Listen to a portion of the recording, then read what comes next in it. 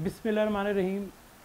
मेरा नाम सैयद उमैर अख्तर है और आप देख रहे हैं मेरा YouTube channel Syed real estate and builders. उम्मीद करता हूँ आप सब लोग ठीक ठाक होंगे, खैर खैरियत से होंगे। आज हम बात करने जा रहे हैं जी पाकिस्तान का जो बजट आया है 2024 और 25 का, उस पर इस बजट में आवाम को क्या रिलीफ दिया गया है और क्या रिलीफ नहीं दिया गया। क्या ये बजट जो है वो कोई दोस्त बजट है कि इंसानी दुश्मन बजट है, इस पे जो है वो भी हम बात करते हैं और आपको बताते भी हैं कि हमारे साथ हो क्या रहा है, कर क्या रहे हैं ये। तो सबसे पहले जी जो है ना वो माली साल का जो 2024 और 25 का जो बजट है उसमें वफाक और सुबह की तरक्याती बजट की तफसीलात जो है वो मैं आपके सामने शेयर करूँगा थोड़ी सी। ठीक है, अभी अगर हम टोटल अगर उस पर जाते हैं तो अगर माली साल वफाक और सुबह मिलकर तरक्याती मनसूबों पर 3792 अरब रुपये खर्च करेंगे जी। रवां माली साल के मुकाबले में मजमूई जो है वो कौमी तरक्याती बजट में 1012 अरब रुपए का इजाफ़ा किया गया जी।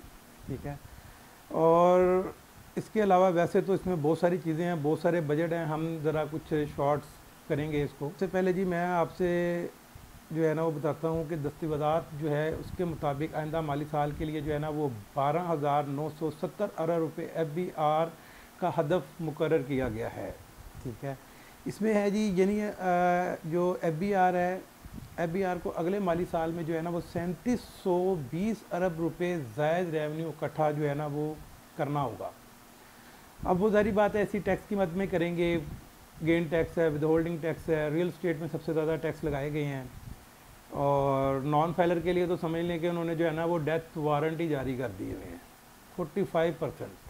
ठीक है, बहुत सारे इंडस्ट्री में जो है वो नॉन फाइलर के लिए 45% तक का जो है नॉन फाइलर के लिए टैक्स लगाया गया। इसमें जी आपको एक और चीज़ बताता हूँ कि FBR की जो दस्तावेज़ात हैं उसके मुताबिक आइंदा माली साल के लिए इन लैंड रेवेन्यू का टैक्सेस का जो हजम है ना वो 11,379 अरब रुपए मुकर्रर किया गया जी। ठीक है, जबकि सेल्स टैक्स की मद में रवां माली साल की निस्बत जो है वो 1312 अरब रुपए का इजाफी टैक्स हदफ मुकर्रर किया गया है। आप देख लें हमने कितने टैक्स देने हैं। रियल स्टेट में जो फाइलर है उसके लिए 3% है, 5 करोड़ तक की अगर वो प्रॉपर्टी ख़रीदता है उसके लिए 3% है, और अगर वो लेट फाइलर है, लेट फाइल होता है तो वो 6% तक जाएगा। और अगर हम कोई प्रॉपर्टी परचेज़ करते हैं तो उसका जो गेन टैक्स है वो हमारा जाएगा 3% फाइलर के लिए, और नॉन फाइलर का जो है डिपेंड करता है 5 करोड़ से ऊपर 10% से लेके 45% तक लागू किया गया। भाई इतना ज़्यादा जो है ना वो टैक्स समझ में नहीं आता। ठीक है, फाइलर करें, आप लोगों को होना चाहिए, फाइलर होना चाहिए, लेकिन उसके इकदाम ऐसे होने चाहिए कि उसकी मुश्किलात ना खड़ी हों, आसानियाँ पैदा हों। आपको एक और चीज़ बताता हूँ कि जो एडवांस टैक्स है वो एज़ इट इज़ है।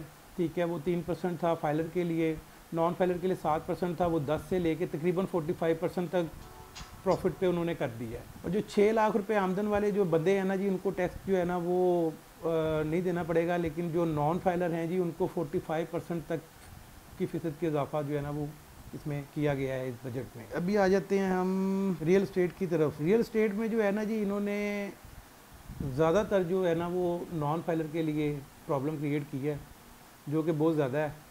45% तक जो है ना वो उन्होंने इस पर टैक्स लगाया है नॉन फाइलर के लिए, और जो प्रॉपर्टी होल्डिंग पर टैक्स लगाया है उसकी शरह 15% जो है, और नॉन फाइलर के लिए प्रॉपर्टी होल्डिंग पर टैक्स जो है वो 45% लगाया। भाई अभी आप लोग मुझे ये बताएं कि जी ये जो जितने टैक्स लगे हैं क्या ये हुकूमत ने इसके लिए किसी से, रियल स्टेट वालों से, बहुत सारे हमारे जो रियल स्टेट के एसोसिएशंस बनी हुई हैं उनसे आया कि उन्होंने बात की है कि हम इतना टैक्स लगाने लगे हैं। ठीक है, आखिर इसके लिए कोई आसानी पैदा करेंगे तो रियल स्टेट में सबसे ज़्यादा जो टैक्स है ना वो रियल स्टेट से जाता है। किसी भी मुल्क की मुआशियत की जो रीढ़ की हड्डी है वो रियल स्टेट है, रियल स्टेट से सबसे ज़्यादा टैक्स जाता है। अगर ट्रांजेक्शन ज़्यादा होगी तो ज़ाहिर बात है कि जो गवर्नमेंट के पैसे जाने हैं वो भी बहुत ज़्यादा जाएंगे, और जब रेवेन्यू कम हो जाएगा, रेवेन्यू कम इसीलिए होगा जब ट्रांजेक्शन नहीं होगी तो गवर्नमेंट के अकाउंट में रेवेन्यू जाएगा नहीं। रेवेन्यू उसी सूरत में जाएगा कि जब ट्रांजेक्शन ज़्यादा होंगी। ट्रांजेक्शन तो ऑलरेडी 2 सालों से रियल स्टेट का तो बेड़ा गर्क कर दिया इन्होंने। तो अब आप लोगों ने बताना है जी कमेंट में कि ये आया इन्होंने जो बजट में रियल स्टेट के लिए और नॉन फाइलर के लिए इतने ज़्यादा टैक्सेस लगाए हैं, बजाय के टैक्स लगाएं, आप आईडी कार्ड बना हुआ है, हर बंदा कंप्यूटराइज है, उस आईडी कार्ड में हर बंदे को फाइलर करें, ये तो गवर्नमेंट की जिम्मेदारी है ना, उन्होंने कैसे करना है। लेकिन अगर आप लोग कहेंगे कि नॉन फाइलर के लिए टैक्स जो है वो 45% तक लगा दिया है, तो 45% नॉन फाइलर के लिए टू मच टैक्स है ना। मेरी तो समझ में नहीं आता है कि ये कैसे जो है ना काम चलेगा। ये तो रियल स्टेट का, और मेरा ख्याल है कि शायद बेड़ा गर्क ही हो जाए जो अभी सूरत हाल चल रही है। क्या पता है रियल स्टेट का बेड़ा गर्क कर दिया है और मज़ीद और भी होगा। तो बाकी मेरा जी ये कहना है कि जितने भी रियल स्टेट के एसोसिएशन के अहदेदारान हैं, रियल स्टेट के करते धरते हैं, उनको चाहिए कि जाएँ गवर्नमेंट से बात करें कि ये जो टैक्सेस हैं ये नाकाबिले मंजूर हैं इतने सारे। बाकी जो बजट है वो आप लोगों के सामने है, उसमें जितना बजट में हमें दिया गया है वो मेरा ख्याल है 21 रुपये एक बंदे के मेडिकल में सालाना आते हैं। तो अगर आप इससे खुश हैं तो फिर तालियां बजाएं, नहीं खुश हैं तो भाई फिर आवाज़ उठाएं। इस साल का जो बजट है वो मेरे ख्याल से जो है ना, वो खाने पीने की चीज़ें हैं, ठीक है, उसमें काफ़ी अशिया खुर्दन नोश में बहुत सारी जो है वो रिलैक्सेशन दी गई है। पेट्रोल भी 10 रुपये कम किया गया है। लेकिन जो एक माशियत रीढ़ की हड्डी की जो है साख रखती है रियल स्टेट पाकिस्तान में, उसको भी देखा जाए।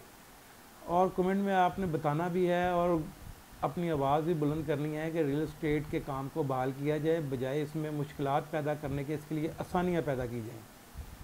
तो जो इस वक्त की गवर्नमेंट है, हम भी जी उनसे दरख्वास्त करते हैं कि इसमें जो है ना वो नज़रसानी करें। ये बहुत ज़्यादा टैक्स है, बहुत ज़्यादा टैक्स है, और इसमें कमी बेशी की जाए। स्टैम्प ड्यूटी के वाले से अगर बात करें तो वो 1% ही है।